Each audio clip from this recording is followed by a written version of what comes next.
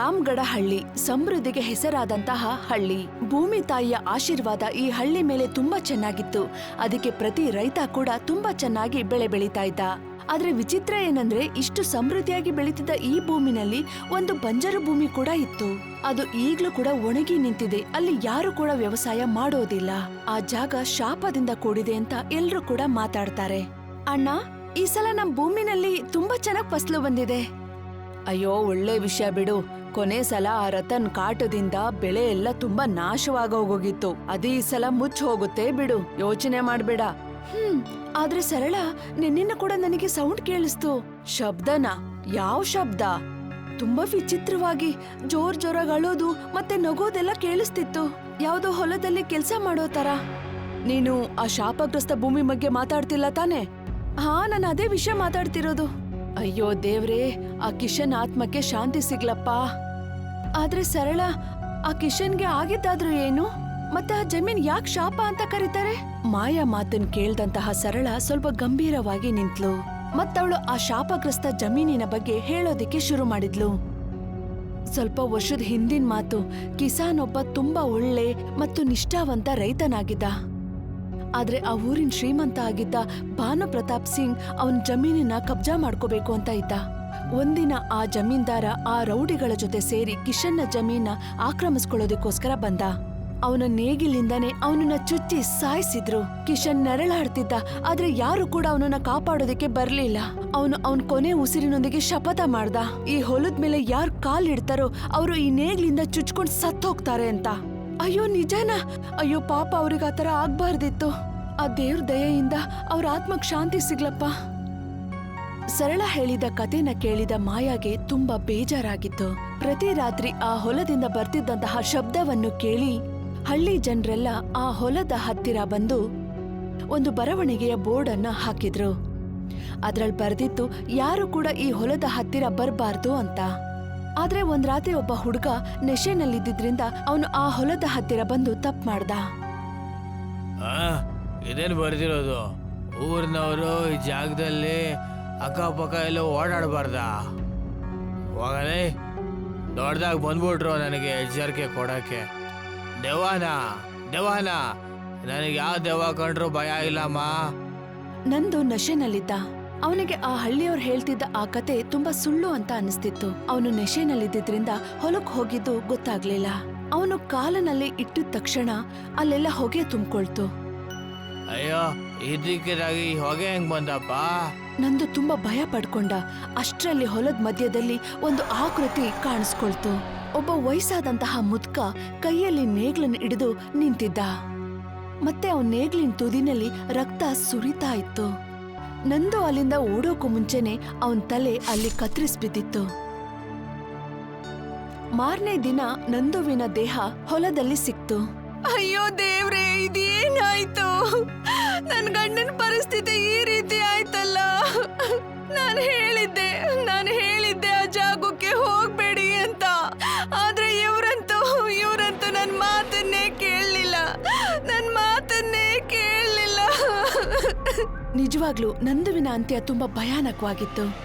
ಆದ್ರೆ ಕಿಶನ್ನ ಆತ್ಮ ಶಾಂತ ಆಗೋ ರೀತಿನಲ್ಲಿ ಕಾಣಿಸ್ತಿರ್ಲಿಲ್ಲ. ಅವನ್ ಆತ್ಮ ಯಾವಾಗ ಶಾಂತಿ ಆಗ್ತಾ ಇತ್ತು ಅಂದ್ರೆ ರತನ್ ಸಿಂಗ್ನ ವಂಶನ ನಿರ್ನಾಮ ಮಾಡಿದ್ಮೇಲೆ. ನಂದುವಿನ ಮರಣದ ನಂತರ ಯಾರು ಕೂಡ ಆ ಜಮೀನಿನ ಆಸುಪಾಸು ಓಡಾಡ್ತಾ ಇರ್ಲಿಲ್ಲ. ಆದ್ರೆ ರತನ್ ಸಿಂಗ್ ಅವ್ರ ಅಪ್ಪನ್ ತರನೇ ಒಬ್ಬ ವ್ಯಾಮೋಹಿ ಆಗಿದ್ದ. ಅವನಿಗೆ ಆ ಕಿಶನ್ ಜಮೀನನ್ನ ಕಬಳಿಸ್ಕೋಬೇಕು ಅಂತ ಆಸೆ ಇತ್ತು. ಅವನಿಗೆ ಗೊತ್ತಿತ್ತು ಆ ಕಿಶನ್ನ ಜಮೀನಲ್ಲಿ ಚಿನ್ನ ಇದೆ ಅಂತ. ಅದನ್ನ ವಶಪಡಿಸ್ಕೊಂಡು ತುಂಬಾ ಶ್ರೀಮಂತ ಆಗ್ಬಹುದು ಅಂತ ಕಾಯ್ತಾ ಇದ್ದ. ನಂದು ಜೊತೆ ನಡೆದ ಘಟನೆಯಿಂದ ಹಳ್ಳಿಯವರೆಲ್ಲ ಅವನನ್ನ ತಡೆದ್ರು. ಆದ್ರೆ ಅವನು ಯಾರ ಮಾತನ್ನು ಕೇಳಲಿಲ್ಲ. ನೋಡಿ ವಕೀಲ್ ಸಾಹೇಬ್ರೆ, ನಾನ್ ನಿಮ್ಗೆ ದುಡ್ಡು ಸುಮ್ನೆ ಕೊಡ್ತಾ ಇಲ್ಲ. ನೀವು ಬಂದ್ಬಿಟ್ಟು ಊರಲ್ಲಿರೋ ಕತೆಗಳನ್ನೆಲ್ಲ ಇಲ್ಲಿ ಹೇಳಿ ಅಂತ.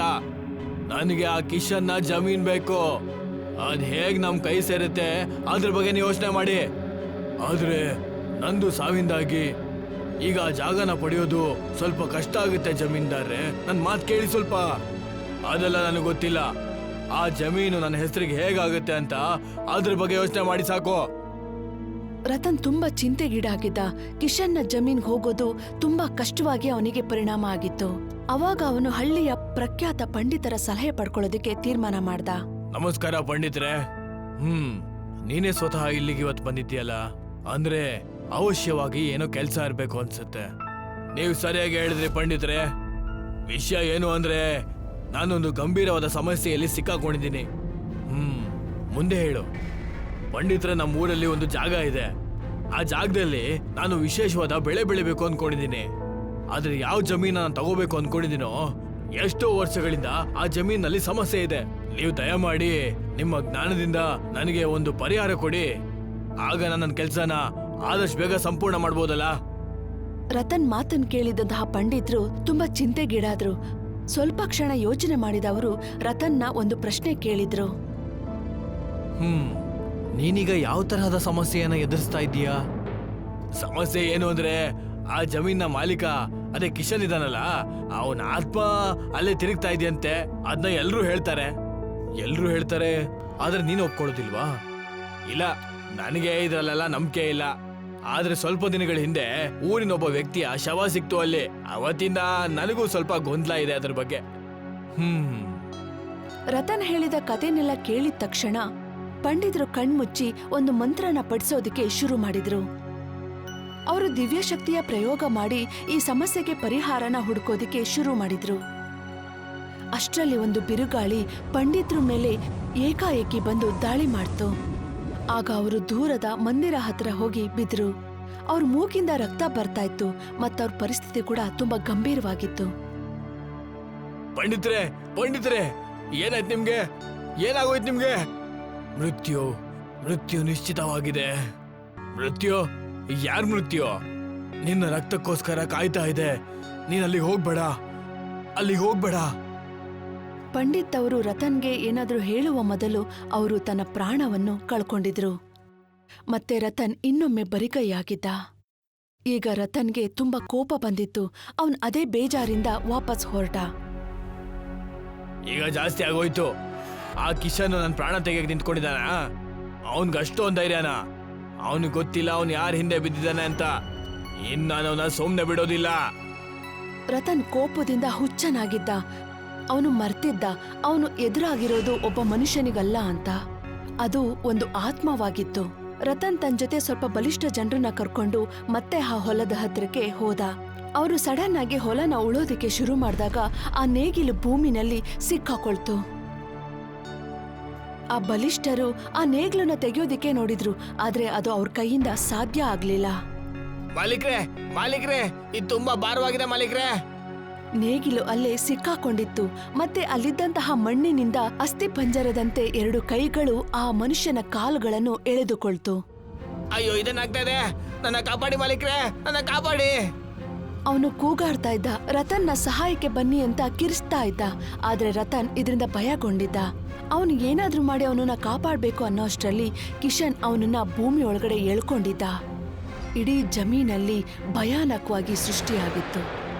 ರತನ್ ಅಲ್ಲಿಂದ ಓಡೋದಕ್ಕೆ ಶುರು ಮಾಡೋಷ್ಟರಲ್ಲಿ ಭೂಮಿಯಿಂದ ಕಿಚನ್ ಆತ್ಮ ಎದ್ದೇಳ್ತು. ಅವನ್ ಕೈಯಲ್ಲಿದ್ದು ಅದೇ ನೇಗಿಲು. ಯಾವ ನೇಗಿಲಿಂದ ಅವನು ಸತ್ತಿದ್ನೋ ಅದೇ ನೇಗಿಲು. ಇಲ್ಲಿಂದ ತಪ್ಪಿಸ್ಕೊಳ್ಳೋದಕ್ಕೆ ಯೋಚನೆ ಕೂಡ ಮಾಡಬೇಡ. ಈಗ ನಿನ್ನ ಸಮಯ ಕೂಡ ಬಂದಾಗಿದೆ. ಸಾವನ್ನ ತಪ್ಕೊಳ್ಳೋಂತ ಸಮಯ. ಕಿಶನ್ ಮಾತನ್ ಕೇಳಿದ ರತನ್ ತುಂಬಾ ಜೋರಾಗಿ ಅಳೋದಿಕ್ ಶುರು ಮಾಡ್ದ. ಬೇಡ, ನನ್ನ ಬಿಟ್ಬಿಡು. ನೋಡು, ನಿನ್ ಪ್ರಾಣನ ನಮ್ ತಂದೆ ತಾನೇ ತೆಗ್ದಿದ್ದು, ನಾನಲ್ವಲ್ಲ. ದಯವಿಟ್ಟು ನಿನ್ನ ಬಿಟ್ಬಿಡು. ನನಗೆ ಪ್ರಾಣ ಭಿಕ್ಷೆ ಕೊಡು. ಇಲ್ಲ, ಹಾಗಾಗೋದಕ್ಕೆ ಸಾಧ್ಯನೇ ಇಲ್ಲ. ನಿನ್ನ ತಂದೆ ನನ್ನ ಪ್ರಾಣನೇ ಕಿತ್ಕೊಂಡ್ಬಿಟ್ಟ. ಅವನ್ಗೆ ಯಾವತ್ತೂ ಕ್ಷಮೆ ಅನ್ನೋದೇ ಇಲ್ಲ. ಯಾವ ರೀತಿ ನಿನ್ನ ತಂದೆ ಸತ್ತೋದ್ನೋ ಅದೇ ರೀತಿ ಈಗ ನೀನ್ ಸಾಯ್ತೀಯ. ಅರ್ಥ ಆಯ್ತಾ? ಕಿಶನ್ ಆತ್ಮ ನೇಗಿಲನ್ನೆತ್ತುಕೊಂಡು ನೇರವಾಗಿ ರತನ್ನ ಕುತ್ತಿಗೆಗೆ ಚುಚ್ಚಿತು. ರತನ್ನ ರುಂಡ ಮುಂಡಗಳು ಬೇರ್ಪಟ್ಟವು. ಅಷ್ಟೇ ಅಲ್ಲ, ಅದಾದ್ಮೇಲೆ ಕಿಶನ್ ಅವನ್ ದೇಹನ ಚೂರು ಚೂರು ಮಾಡ್ದ. ಕಿಶನ್ ಅವನ್ ಸೇಡನ್ನ ತೀರಿಸ್ಕೊಂಡಿದ್ದ. ಇವಾಗ ಅವನ ಆತ್ಮಕ್ಕೆ ಶಾಂತಿ ಸಿಕ್ಕಿತ್ತು. ಮಾರನೇ ದಿನ ಊರಿನ ಜನರೆಲ್ಲ ಭೂಮಿ ಹತ್ರ ಬಂದ್ ನೋಡ್ದಾಗ ಅಲ್ಲಿ ರಕ್ತದ ಕೋಡಿಯೇ ಹರಿದಿತ್ತು. ಆ ರಕ್ತದ ನಡುವೆ ನೇಗಿಲಿತ್ತು. ಅದ್ರ ಬಳಿನಲ್ಲೇ ರತನ್ನ ಕತ್ತರಿಸಿದ ತಲೆ ಕೂಡ ಇತ್ತು. ಈ ರೀತಿನಲ್ಲಿ ರತನ್ ಮತ್ತು ಅವನ ತಂದೆಯ ಅಂತ್ಯವಾಗಿತ್ತು. ಅವರ ಅಂತ್ಯ ಭಯಾನಕವಾಗಿತ್ತು.